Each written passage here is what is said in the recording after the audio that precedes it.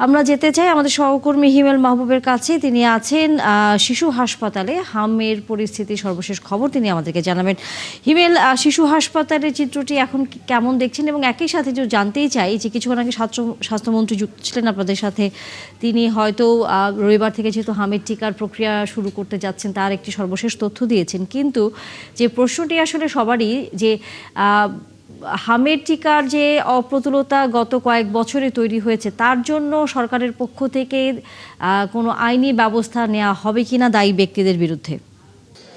হামের প্রাদুর্ভাব বেড়ে যাওয়ায় গত কয়েকদিন কিন্তু মানুষের এবং আমাদের মনেও নানা ধরনের প্রশ্ন এসেছে। আমরা আজকে স্বাস্থ্যমন্ত্রীকে পেয়ে সেই প্রশ্নগুলোর উত্তর খোঁজার চেষ্টা করেছি। আপনার প্রথম কথায় যদি আসি শিশু হাসপাতালের বিষয়টি, শিশু হাসপাতালে হামের যে শিশুরা চিকিৎসা নিচ্ছেন তাদের চিকিৎসার জন্য 46 শয্যার একটি আলাদা ওয়ার্ড করা হয়েছে। যেহেতু হামে আক্রান্তদের কিন্তু আলাদা রেখে চিকিৎসা দেওয়ার নিয়ম, কিন্তু এখানে কিন্তু এরই মধ্যে 54 জন শিশু ভর্তি হয়েছে।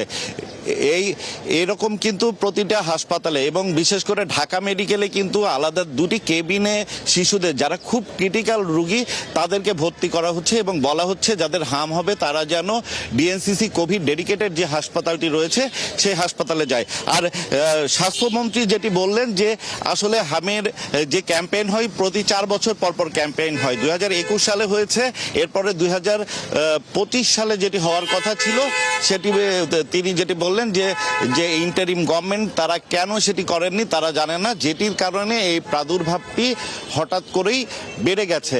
আরেকটি প্রশ্ন আমরা করেছিলাম যে গণমাধ্যমে দেখছি আমরা স্কুল কলেজ বন্ধ রাখার বিষয়, সেই বিষয়টি তিনি গুজব বলে জানালেন যে তারা এই ধরনের কোনো নির্দেশনা কিংবা পরামর্শ শিক্ষা মন্ত্রণালয়কে দেয়নি।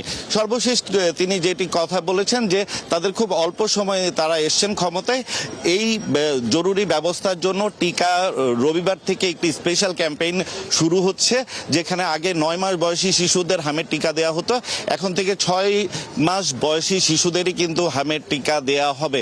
তবে ঢাকার বাইরে কিভাবে তারা সমন্বয় করবেন সেই প্রশ্নের উত্তর কিন্তু আমরা পাইনি। তো এই ছিল এখানে সর্বশেষ পরিস্থিতি। নিশ্চয় আপনার মাধ্যমে পরবর্তীতে নতুন কোনো তথ্য পেলে আপনার মাধ্যমে দর্শকদের জানিয়ে দেব। তানিয়া, ধন্যবাদ হিমেল মাহবুব। নিশ্চয়ই আমরা ফিরব পরবর্তীতে।